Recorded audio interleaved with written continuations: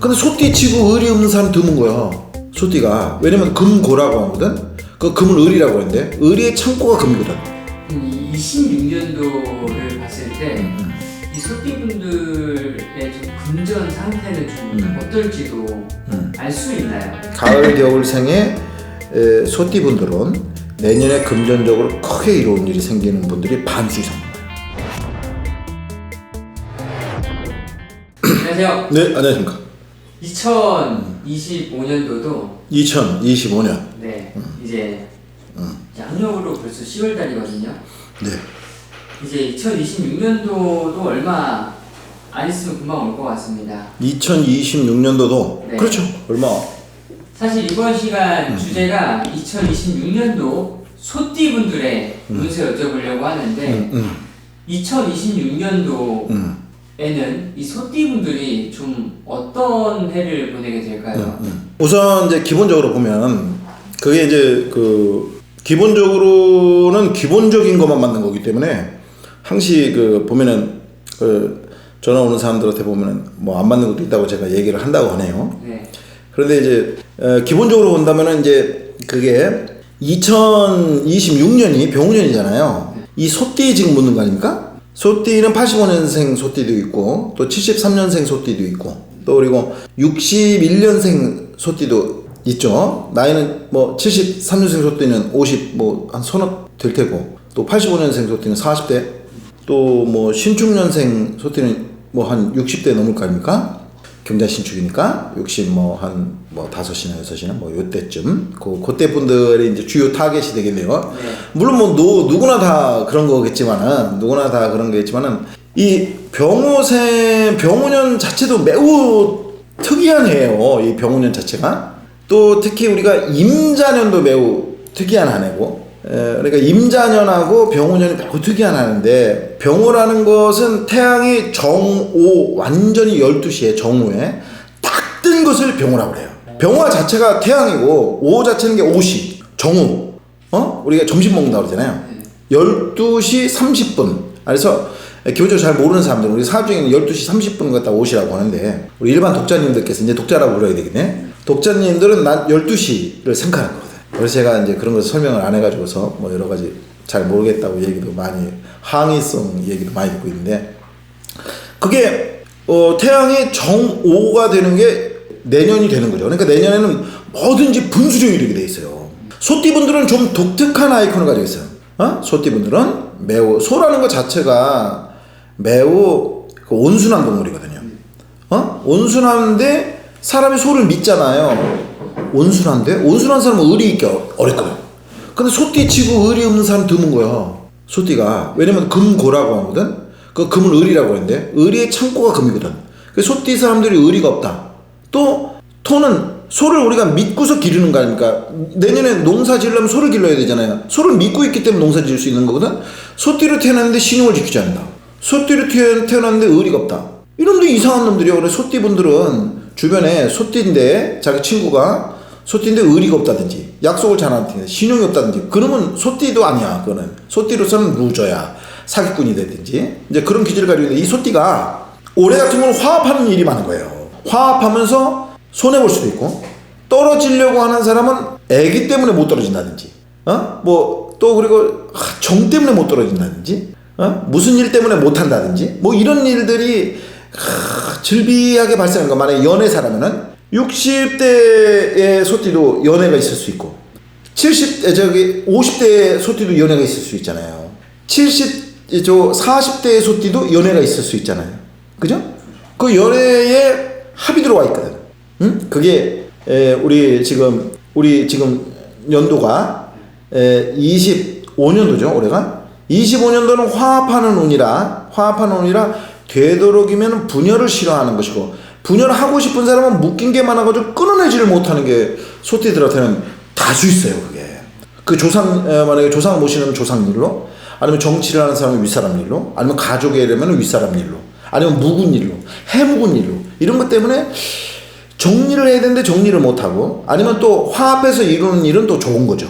정리를 못한다는 것은 화합하는 일에는 매우 좋다는 거거든요. 근데 본드처럼 붙어있는데 떼내기 어려운 거잖아.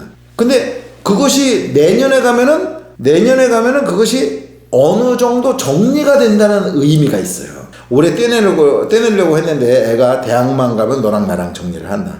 자연스럽게. 그런 의미가 있거든. 그래가지고 올해는 찰싹 달라붙어 있던 거지. 내년에 가면 서로 서먹서먹해서 서로 싸우고 나가는 게 아니라 서로 제자리로 가게 되는 그런 형태로 되게 될 가능성이 상당히 높은 거거든요. 그러면서도 기본적으로는 상생을 받는 애야. 상생을 받는데 그걸 탕화살이라고 그랬거든. 탕화살에 자살을 하거든. 그러니까 만약에 정신질환이 있는 소띠라면은 병원에 들어가서 극도로 혼란스러운 애를 맞이할 수가 있어요. 탕화살을 또 불에 댄다고도 하거든. 근데 왜 그러냐면은 오화라는 것은 병원연의 오화라는 것은 불인데 소띠의 축이라는 건 토란 말이에요. 근데 이거를 음양어에서는 화생토라고 하거든. 화생토라고 하면은 토 입장에서는 받은 것이 되잖아요.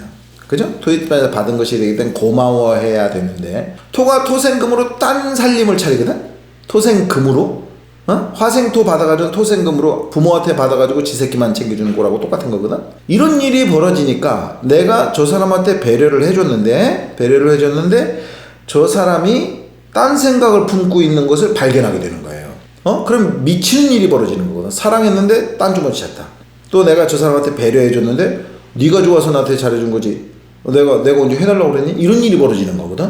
그걸 동상이몽이라고 그래. 그래서 배신당하는 일이 생긴다거나 심적인 갈등이나 고통이 생긴다거나 아니면 올해 묶였던 일이 내년에 풀린다거나 아니면 올해 이 사람하고 어떻게 보면 끈적끈적하다가 내년에 어느 정도 정리돼서 서먹서먹한 가게로다가 왜 그런 거 있잖아요. 너무 지금은 끈적끈적하게 해서 이 새끼 떨어내야 되는데 내년으로 가면은 그게 제자리에 원위치가 된단 말이에요. 자식도 맨날 집구석에 있는데 집 바깥으로 나간다든지 남편도 집에서 묶여서 안 있던 사람이 갑자기 해외여행을 다닌다든지. 그러나 배신 같은 거 정신적으로 혼란이 있거나 탕화살이기 때문에 그런 것은 매우 주의해야 돼요.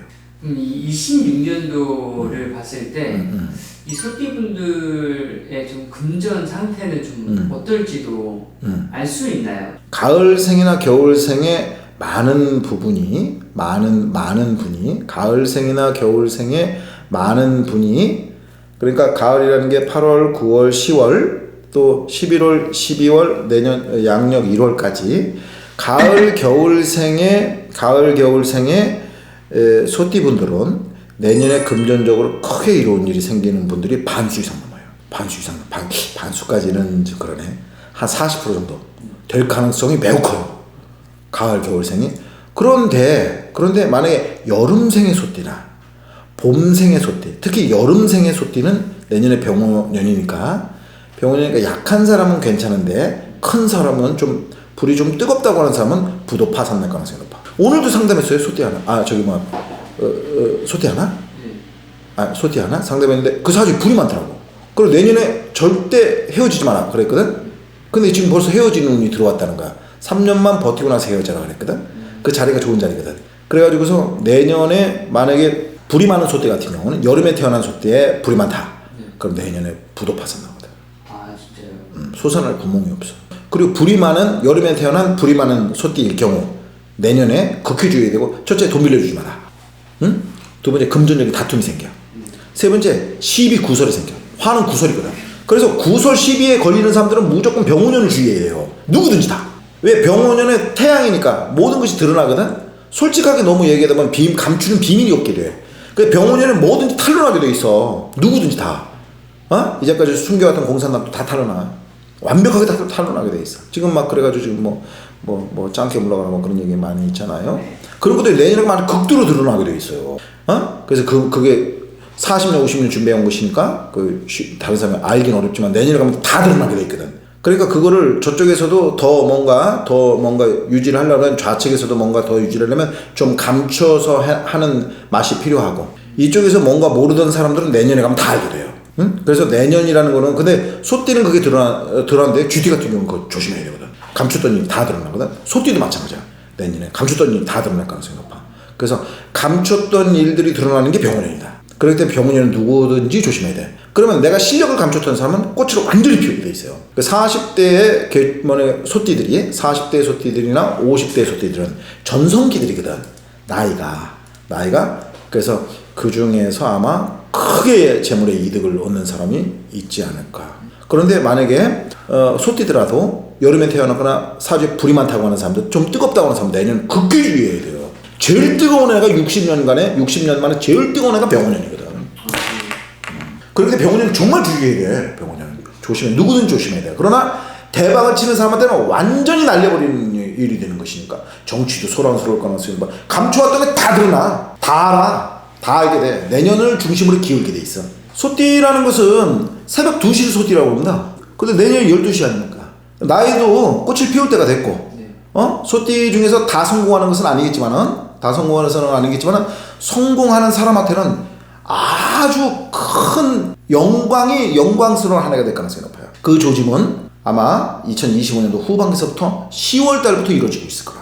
그런 사람들 10월에서 11월에 소띠가 11월하고 올해 10월하고 11월에 큰 일이 준비되고 있는 사람은 반드시 내년에 대박 터질 일이 생겨. 그것은 내가 장담할 수 있어요.